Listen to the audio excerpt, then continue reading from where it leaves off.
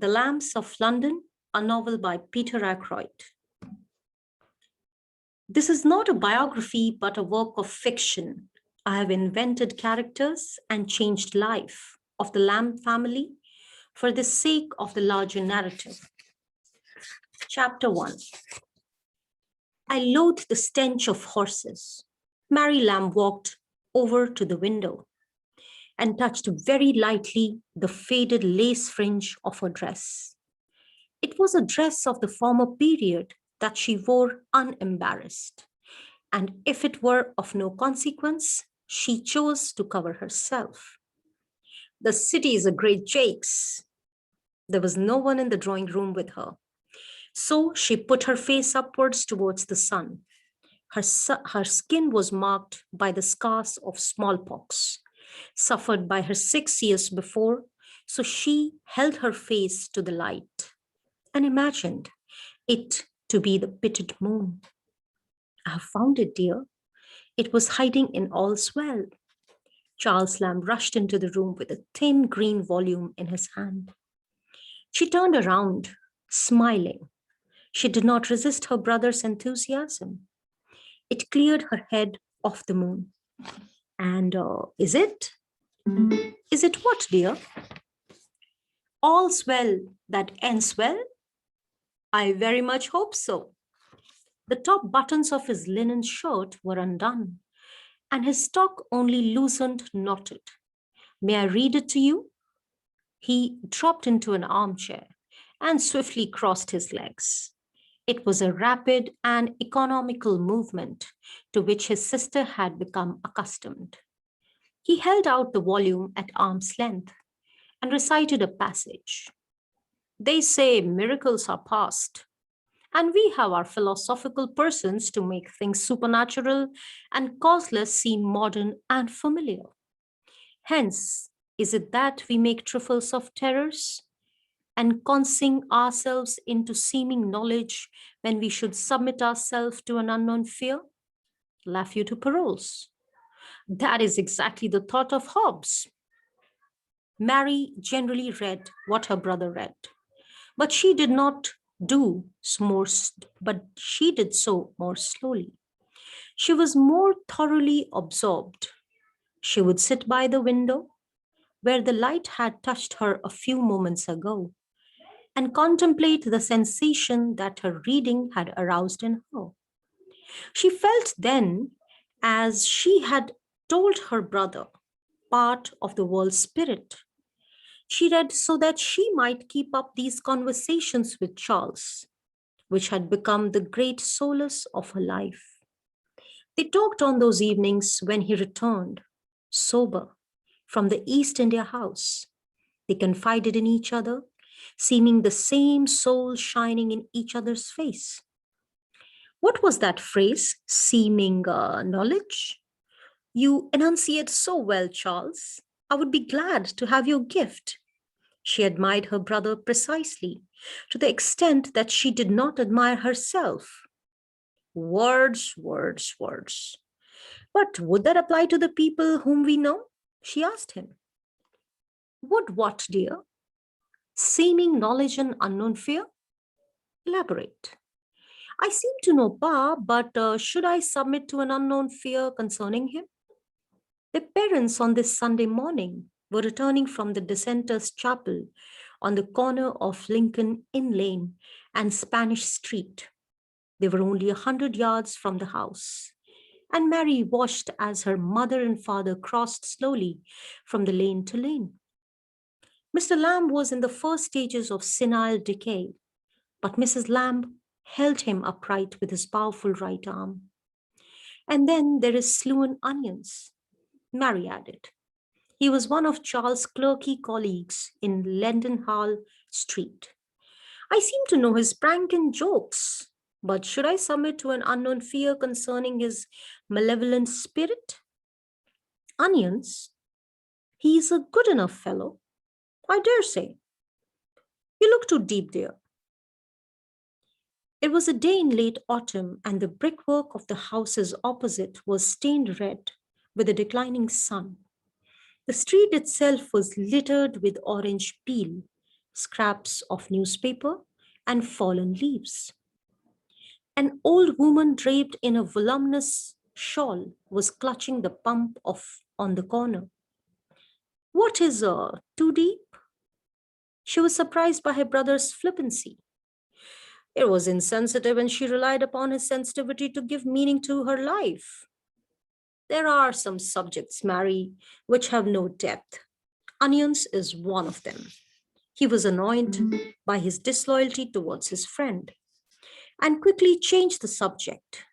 Why is Sunday so horrid? It is my day of rest, but it is so dry and desolate. It presses the life out of me. There is nowhere to think. He jumped up from the chair and stood next to his sister in the bay of the window. It only comes alive by twilight, but by then it is too late. Now I will go to my room and study Sterne. She was accustomed to this. Being left by Charles was, as she put it to herself, a compound verb, signifying a coherent and complete sensation of loss, disappointment, and anticipation. She did not feel abandoned, precisely. She was hardly ever alone in the house. And here they were.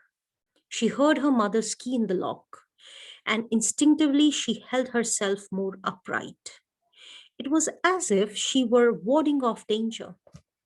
Mr. Lamb was wiping his boots on the straw mat by the door while Mrs. Lamb was asking their maidservant, Tizzy, to clear up the leaves. Mary knew that Charles would be sinking deeper into his chair, shutting out the noise of the house with Sterne. She turned back to the window as her parents entered the room and prepared herself to become a daughter again. Sit with your poor father, Mary, while I prepare an eggnog. He may have caught cold. He shook his hand and laughed. What are you saying, Miss Lamb? He looked down at her feet. You're quite right. I still have on my pattens. You miss nothing, I'm sure. Take them off, he said, and then he laughed again. Mary Lamb had watched her father's slow decline with interest. He had been a man of business, quick and efficient in all the dealings of the world. He had marshaled his affairs as if he were engaged in warfare of some invisible enemy, and when he returned each evening to the house in Laystall Street, he had an air of triumph. Then, one evening, he came home, wide eyed with terror. I don't know what I have been, was all he said. Quietly, he began to slip away. He had been Mary's father. Then he became her friend and finally her child. Charles Lamb seemed to pay no attention to his father's condition. He avoided him whenever possible and made no comment on his increasing incapacity. Whenever Mary raised the subject of Pa, he listened to her patiently but offered no comment. He could not speak of it. Mr. Lamb was rubbing his hands eagerly in anticipation of the eggnog. When her mother had left the room, Mary sat down beside him and on the faded green divan. Did you sing at the service, Pa? The minister was mistaken.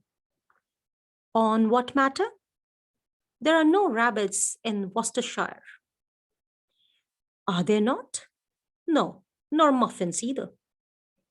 Mrs. Lamb professed to believe that there was some wisdom in her husband's rambling, but Mary knew that there was none. Yet he interested her more now than he had ever done. She was intrigued by the strange and random phrases that issued from him. It was as if language was talking to itself. Are you cold, Pa? Just an error in the accounts. Do you suppose? A red letter day. Mrs. Lamb returned with the eggnog in a bowl. Mary, dear, are you keeping your father from fire? She was perpetually watchful, as if something in the world was forever trying to elude her. Where is your brother? Reading. That is a surprise. Drink it carefully, Mr. Lamb. Mary, help your father. Mary did not like her mother very much. She was a prying and inquisitive woman. Or so Mary thought. Her mother's watchfulness seemed to her to be a form of hostility. It never occurred to Mary that it was a form of fear. Don't slurp, Mr. Lamb. Your linen will be soiled. Mary gently took the bowl from him and began to feed him with a porcelain spoon. She spent her life performing such tasks. Tizzy was too frail to deal with all the household cleaning and cooking, so Mary took on the most onerous duties.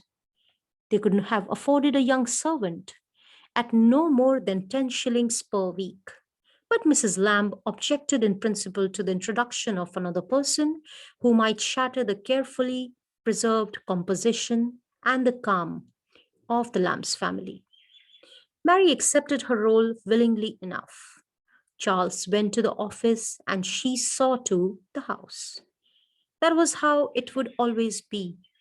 After her sickness, in any case, she had become more subdued. The scars upon her face had made her an object of pity or distaste. So she thought, and she had no wish to show herself. She could hear Charles pacing the floor in the room above. She had become accustomed to his footsteps and knew that he was preparing to write. He was pacing his thoughts in order to begin, before to begin. He was treading upon a narrow strip of carpet at the foot of his bed. And after 3 or 4 more turns, he would sit at his desk and begin. He had been introduced to the editor of Westminster Words, Matthew Law, who had been charmed by the young man's discourse on the action style of the old Drury Lane. He had commissioned from him an essay on the subject, and Charles had completed it only 3 days later. He had ended with a flourish on the acting of Munden. When he had said that a tub of butter contemplated by him amounts to a platonic idea, he understands a leg of mutton in his quiddity. He stands wandering amid the commonplace material of life, like primeval man with the sun and stars about him. This was considered to be a mighty flair. According to Matthew Law, since then Charles had become more regular contributor to the weekly paper. At this moment, he was writing an article in praise of chimney sweeps. He had been reading Sterne to discover whether his favorite novelist had even entertained the topic. Charles continued to earn his living as a clerk at the East India House, as his mother has insisted, but he wished to consider himself to be a writer. Ever since his school days as a poor scholar at Christ's Hospital, all his hopes and ambitions had been directed towards literature. He would read his poems to Mary, and she would listen to them carefully, almost solemnly. It was as if she had written them herself. He had written a drama in which he had played Darnley and she had played Mary Queen of Scots. She had been deeply excited by her role and still remembered some of the lines she had spoken. Call your brother to dinner, Mary. He is busy with his essay, ma. His essay will not be affected by pork chops, I dare say. Mr. Lamb made a remark about red hair, which neither woman noticed. Mary had gone to the door, but Charles was already halfway down the stairs. There is pork in the air, dear. The strong man may batten on him, and the weakling refuseth not his mild juices. Francis Bacon? No. Charles Lamb. A subtler dish. Bon Gio. Ma. Mrs. Lamb was guiding her husband towards the small dining room at the rear of the house. It overlooked a narrow strip of garden, and at the bottom of which were a cast iron pagoda and the remains of a bonfire of leaves. On the previous morning, she and Mary had gathered up the leaf in the armful from the clipped glass and the stale slate path. Before setting light them, Mary had breathed in the scent as the sweet smoke rose towards the clouded London sky. It was as if she were performing a sacrifice. But to what strange god? Could it be the god of childhood? Tizzy was putting a dish of sauce upon the table. She had a slight palsy and spilled some upon the waxen polished surface. Charles licked his finger and scooped it up. A few breadcrumbs mixed with liver and dash of mild sage. It is bliss. Nonsense, Charles. Mrs. Lamb was a member of the Holborn Fundamental Communion and had firm ideas on the subject of bliss. Her somewhat dour piety, however, had no obvious effects upon her appetite. She intoned the grace in which her children joined and then served the chops. Why should the act of eating need a blessing? Charles had once asked his sister. As distinct from silent gratitude? Why not a grace before setting out on a moonlight ramble? A grace before Spencer? A grace before friendly meeting? Ever since childhood, Mary had disliked the ceremony of the family meal. The handling of the plates, the serving of the food, the chinking of the cutlery, the induced in her kind of weariness. On these occasions, only Charles could lift her spirits. I wonder, he said now, who was the greatest fool who ever lived? Will Somers? Justice Shallow? Really, Charles, you forgot yourself? Mrs. Lamb was looking in the general direction of her husband without seeming to single him out. Mary laughed, and in the sudden movement, a piece of potato lodged into her throat. She got up quickly, gasping for air. Her mother rose from the table, but she waved her violently away. She did not want to be touched by her. She cuffed the potato into her hand and sighed. Who will buy my sweet oranges? Asked her father. Mrs. Lamb rescued her seat and continued eating her meal. You came home very late, Charles. I was dining with friends, Ma. Is that what you call it? Charles had come back to Laystall Street very drunk. Mary waited up for him, as always, and as soon as she heard him trying vainly to find the lock, she opened the door and held him as he staggered forward. He drank too much on 2-3 evenings each week. He was sozzled, and he would put it apologetically the next day. But Mary never rebuked him. She believed that she understood the reasons for his drunkenness and even sympathized with him. Had she the courage or the opportunity, she would be drunk every day of her life. To be buried alive. Was that not motive enough good to train or to drink? Charles was in any case a writer, and writers were well known for their indulgence. What of Sterne or Smollett? Not that her brother had ever loud or belligerent. He was mild as amiable as ever, except that he could not stand or speak with any degree of precision. It is the cause, it is the cause. He had said that to Mary the previous night. Laid on. He had been drinking sweet wine and Burton ale at the Salutation and Cat in the Hand Court, close to Lincoln Inn Fields, with two colleagues from the East India House, Tom Coates and Benjamin Milton. They were both very short, dapper, and dark haired. They spoke quickly and laughed immoderately at each other's remarks. Charles was a little younger than Coates and a little older than Milton, and so he felt himself to be, as he put it to them, the neutral medium through which galvanic forces can be conducted. Coates spoke of Spinoza and of Schiller, of biblical inspiration and the romantic imagination. Milton spoke of geology and ages of the earth, of fossil and dead seas. As he became drunker, Lamb imagined himself to be in the infancy of the world.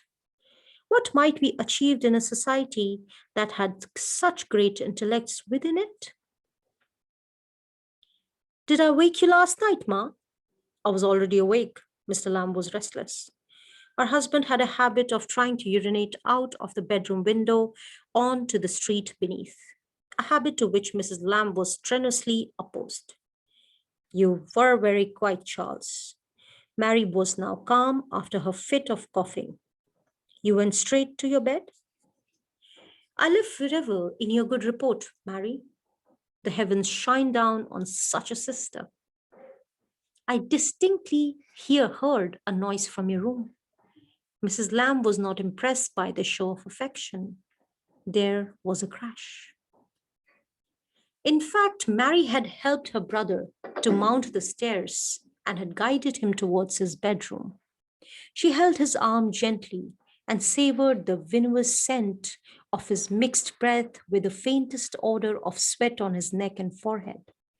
She enjoyed the sensation of his physical closeness, which in the past she had lost. She had been a boarder at Christ Hospital, and his departure at the beginning of the each term provoked in her the strangest mixture of anger and loneliness.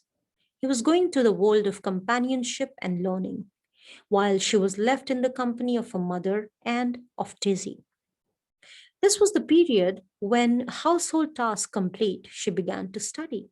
Her bedroom had been set up in a little back room in the attic floor. Here she kept the school books which Charles had lent her, among them a Latin grammar, a Greek lexicon, Voltaire's philosophy dictionary, and a copy of Don Quixote. She tried to keep pace with her brother, but often found on his return that she had overreached him. She had begun to read and to translate the fourth book of the Aeneid concerning the love between Dido and Aeneas. Before he had even mastered the speeches of Cicero, she had said to him, Et regina gravi imadudum scasia cura. But he had burnt out laughing. Whatever do you mean, dear? It is Virgil, Charles. Dido is sorrowful. He laughed again and ruffled her hair. She tried to smile but then lowered her head. She felt vain and foolish.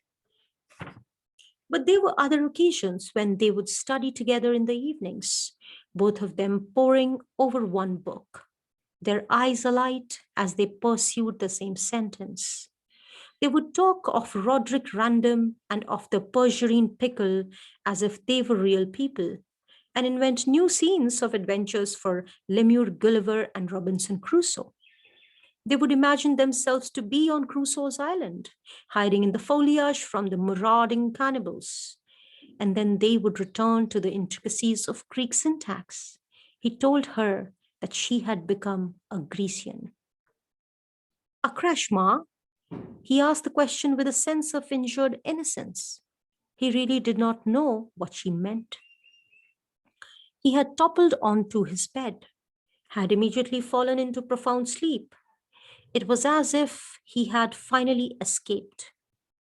Mary untied his boots and began to pull one off his right foot, but she slipped and fell backwards against the desk, knocking off a candlestick and a small brass bowl in which he kept spent Lucifer's matches.